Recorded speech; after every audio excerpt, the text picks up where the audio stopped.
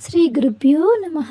వృషభ రాశిలో దేవగురు బృహస్పతి శత్రుస్థానంలో సంచారం చేయడం, కర్కట రాశిలో కుజ భగవానుడు నీచంగా రాజయోగ సంచార స్థితి, వృశ్చిక రాశిలో రవి బుధ సంచార స్థితి, బుధాదిత్య రాజయోగం, ధనుస్సు రాశిలో శుక్ర భగవానుడు, కుంభరాశిలో శని భగవానుడు వక్రగమన సంచార స్థితి, మీనరాశిలో రాహు సంచార స్థితితో ద్వాదశ రాశుల్లో గ్రహగమనాలు ఈ విధంగా ఉన్నాయి.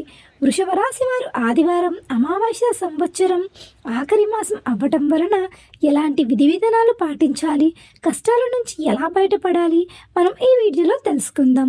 వృషభ రాశిలో ఏ ఏ నక్షత్రాలు వస్తాయనగా కృత్తికా రాశిలోని 2, 3, 4 పాదాలు, రోహిణి నక్షత్రంలోని 4 పాదాలు, మృగశిర నక్షత్రంలోని 1, 2 పాదాలు కలిపితే వృషభ రాశి. చాలామందికి పుట్టిన సమయంలో డేట్ ఆఫ్ బర్త్లో లేని కారణం వలన పేరు యొక్క మొదటి అక్షరం బట్టి రాశిని తెలుసుకునే ప్రయత్నం కూడా చేద్దాం. ఈ, ఉ, వా, ఓ, ఏ, వి, వే, వు, ఓ ఈ అక్షరాల వారందరూ కూడా వృషభ రాశి జాతకులే. వృషభ రాశి అధిపతి శుక్ర భగవానుడు. రాశిలోని గురువు శుక్రస్థానంలో సంచారం చేయడం వలన అనవసరమైన ఆలోచనలు, ప్రయాణాలు, పక్కవారు వచ్చి ఇది చెప్పడం అది చెప్పడం వలన, వారి గురించి మీ సమయం కేటాయించడం వలన ధనం, సమయం వృధా అవ్వడం. కాకుండా ఈ వ్యక్తి గత పనులలో సమయం ఇవ్వలేకపోతుంటారు. ప్రయాణాలలో ఇబ్బందులు, ఆటంకాలు కొంచెం ఉన్నాయి. తస్మత్ జాగ్రత్త. తృతీయంలో కుజ భగవానుడు నీచభంగ స్థితిలో ఉండటం వలన తల్లిదండ్రులతో మౌనంగా ఉంటారు.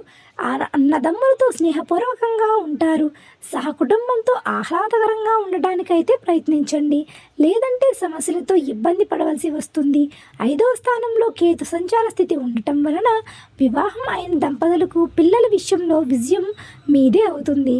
సప్తమంలో బుధ ఆదిత్య రాజయోగం. ప్రభుత్వ ఉద్యోగం గురించి ప్రయత్నం చేసేవారికి ఇది మంచి సమయం అని చెప్పవచ్చు. ఇక ఉద్యోగులతో ఎవరితో అయినా గౌరవం ఇచ్చి పుచ్చుకోండి, ప్రమోషన్ మీ సొంతం అవుతుంది. అష్టమంలో శుక్ర భగవానుడు ఉండడం వలన ఈ ఆదివారం అమావాస్య సంవత్సరం యొక్క చివరి రోజుల్లో కాలభైరవ జయంతి సందర్భంగా కొన్ని దొంగతనాలు జరిగే అవకాశాలు ఉన్నాయి. కాబట్టి కాలభైరవ జయంతి సందర్భంగా కొబ్బరికాయతో నారికేల దీపం పెట్టి వాటిని దానం చేయడం వలన మీ ధనం చోరీ కాకుండా ఉంటుంది. సో ఫ్రెండ్స్, విన్నారుగా మరి. ఇలాంటి మరిన్ని ఆధ్యాత్మిక విషయాల కోసం మన ఛానల్ని సబ్స్క్రైబ్ చేసుకుని చూస్తూనే ఉండండి. ధన్యవాదాలు.